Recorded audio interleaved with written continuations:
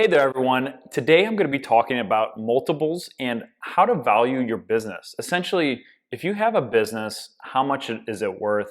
How much can you sell it for right now?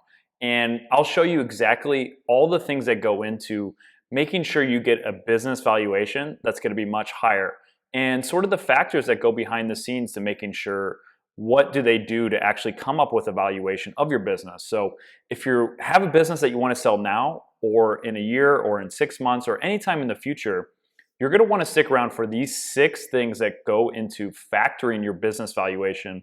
And you're going to want to stick around to the end because there's one tip that I think nobody else is really talking about, and I'm really excited to kind of explain this and lay this out. And at the very end of this video, I'll be sharing this free tool that you can use to find out in 5 seconds how much your business is worth. Now, let's go ahead and dig into the first factor that is going to be the age of your business. Now, some of these factors are going to be things you can control and can't control, but a business that has 5 years of increasing profit over year is going to be a lot more valuable than a business that was created 3 or 6 months ago.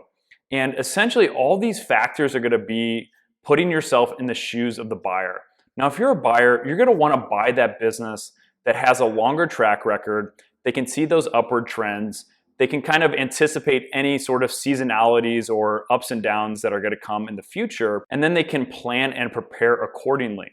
So the age of the business is going to be a huge factor in getting a better valuation. So if you have a business, essentially whenever you're getting your business valued, you're going to have a multiple. And this is sort of that X factor that people are like, how do you come up with a multiple that is going to be 20, 30, 40, 50x? And essentially what you're doing is you're taking your 12 months trailing profit and you're multiplying it times this multiple to get your valuation. It's very simple, but there's a lot more that goes into creating this multiple to give you an accurate valuation. So the first thing is the age of the business. Not a lot you can do there, but probably the sweet spot of selling your business is at least having 12 months of solid track record on your business. 1 to 2 years is going to be a little bit better. I have sold businesses that have growing fast in 6 months, so it's not out of the realm. Now, most buyers want a 12-month trailing average, meaning they're going to take the 12-month average of your profit and they're going to multiply that times, that 20, 30, 40x multiple that is basically based on all of these factors that I'm talking about. So let's go on and move into number 2, which is going to be the niche. Now, what type of business is your niche in? Now, this is something that you can't essentially change right away, but if you're planning on starting a business, it's something that you should definitely consider as your niche. A lot of times I see a lot of fads, like something like fidget spinners, which are pretty obviously going to be a fad. These types of businesses are in a fad niche, so they're going to get a lot lower multiple. Now, some of these niches that are going to be evergreen are a lot of times the boring ones, things that you're going to be using everyday products that are around your house that don't seem to be going out of style anytime soon. Like example, microwaves. There hasn't been a ton of innovation for microwaves. We use them all the time, and they're going to probably be around for the next 10 or 20 years. So this is a very evergreen, safe niche for a buyer.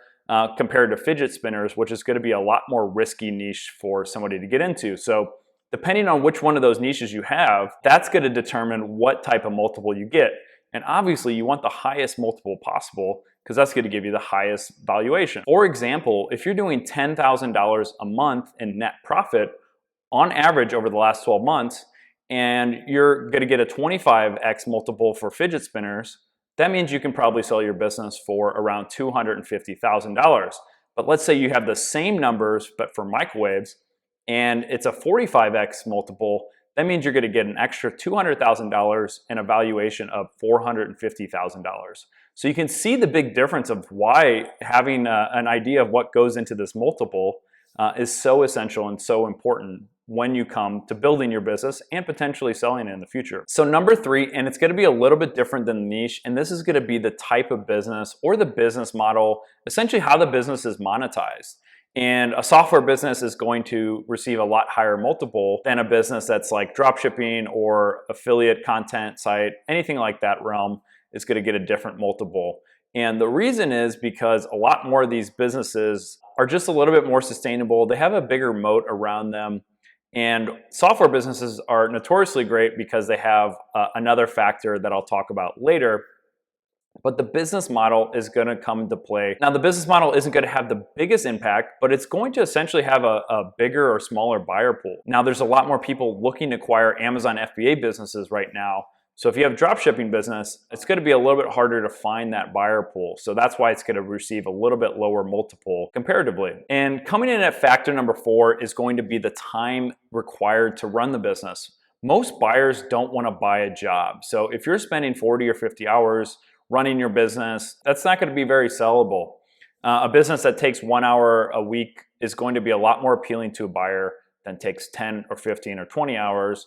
And so the time that you spend running your business is going to be essential for finding new buyers. And a lot of times people are like, well, I have employees, they're doing most of the work. I'm just kind of checking in there, fiddling with stuff. So that's something that you need to make sure that you're being realistic when you're selling your businesses. How much time is actually required? Like, I know a lot of people, they only really need 10 or 15 hours to run their business and grow it, but they end up doing a lot of extra things because they're just very passionate about their business. So coming up with that time required to run the business is very important, because a new buyer is going to see that and they want to realistically know how much time is required to run this business. And if you are spending a lot of time, how expensive is it going to be to find a replacement for you? So if you're doing all the heavy lifting, they might need to hire a couple employees to replace you.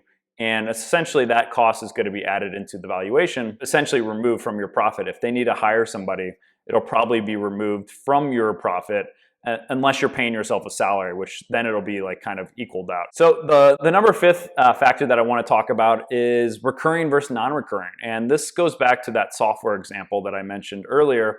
If you have a software business with monthly recurring or annual recurring revenue, it's going to receive a crazy higher multiple than something where every month you have to start off new. Maybe it's some sort of service or business where every month you're having to find new customers. They're not repeat customers, essentially. That's why software businesses are so good, because you're essentially just stacking old customers on the new ones, and you're continuously growing a lot faster.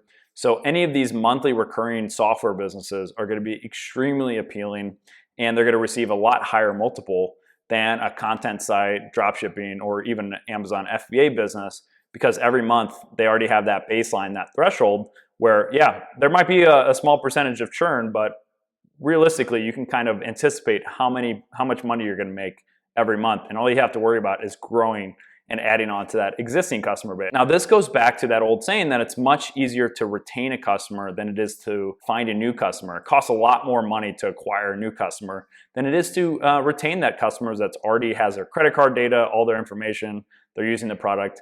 That's why a lot of times when you go to cancel software, they try to make it difficult. They try to give you a discount. They try to do everything they can to keep you as a customer. And the last thing, number 6, the thing that comes into creating a multiple that's going to be accurate, is the intangibles.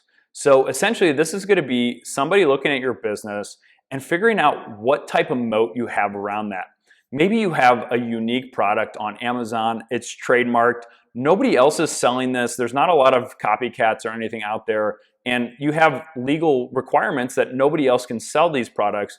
You have exclusivity with the manufacturers. You have a really big moat around this product. For somebody else to try to replicate this, they essentially couldn't, but maybe it'd take them 4 or 5 years. So buyers are going to find that a lot more appealing, and a business that has a huge moat like this is going to get a much higher multiple than, let's say, I've used this example a lot, but if you're selling water bottles and I can go on Alibaba and buy these same water bottles, slap my logo on it, that's going to have a really small moat, meaning that there's probably a lot of copycats. It's a lot easier for somebody to do that than the other example of somebody who has a really unique product. They have the rights to that product. So that intangible part is something that I see a lot of people not really discussing, but it is extremely important. And when you're thinking about your business, maybe you have a business now, or you're thinking about buying or building a business, you want to buy a business, you want to start a business that's going to have a bigger moat. And again, if you're looking at this now, I'm going to put on the screen this calculator that I built. It's free to use. It gives you a really accurate estimate of how much your business is worth right now. And if you fill this out, then you'll be directed to essentially fill out a form, and I will gladly hop on the phone with you and give you an even more accurate in-person valuation. So I would love to speak with you if you are interested in selling your business in the next 3 to 6 months. Make sure to use the calculator, figure out where you're at, and if you want to take it a step further, there'll be a button right there to kind of get started and to get an in-person valuation from myself. So thank you so much for taking your time to watch this video and learn a little bit more about business valuations. If you enjoyed the content, please make sure you subscribe. I'm putting out new videos every week, and I appreciate you coming in and listening to this. Also, don't forget to smash that like button and leave a comment below if you're wanting to get your business valued. Take care.